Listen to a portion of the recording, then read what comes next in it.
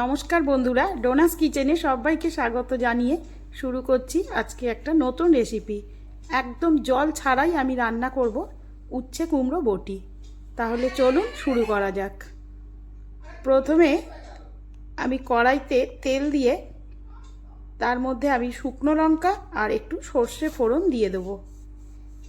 এরপর আমি এর মধ্যে লম্বা লম্বা করে কেটে রাখা উচ্ছে এবং কুমড়ো একসাথে দিয়ে দিচ্ছি।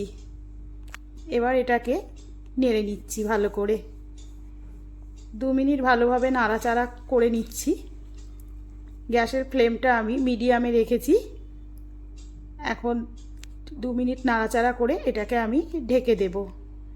রান্নাটা এরকম ঢেকে ঢেকেই করতে হবে। মাঝে মধ্যেই ঢাকা সরিয়ে সরিয়ে দেখব আর একটু নাড়াচাড়া করে নেব। ঢাকনা সরিয়ে নিয়েছি, এবারে আবার একটু নাড়াচাড়া করে নিচ্ছি।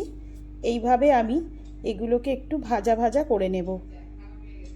প্রথমেই নুন হলুদটা দিচ্ছি না, একটু ভাজা ভাজা হয়ে যাবার পর তারপর আমি অফ ক্যামেরা নুন হলুদ দিয়ে দিয়েছিলাম।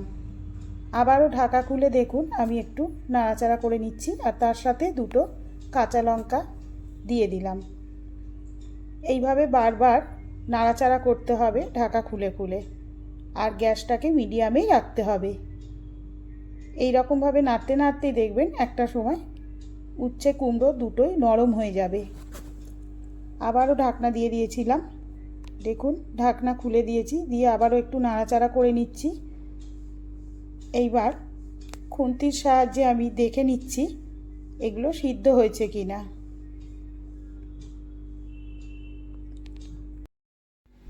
দেখলাম উচ্ছেটা আর একটু নরম হবে, তাই আবার ঢেকে দিয়েছিলাম। আবার মিনিট 2-3 পর ঢাকনা খুলে একটু নাড়াচাড়া করে নিলেই তৈরি হয়ে যাবে আমাদের উচ্ছে কুমড়ো বটি। এরপর আমি এটাকে গরম গরম ভাতের সাথে পরিবেশন। ভিডিওটি ভালো লাগলে লাইক শেয়ার করতে ভুলবেন না এবং চ্যানেলটিকে অবশ্যই সাবস্ক্রাইব করবেন।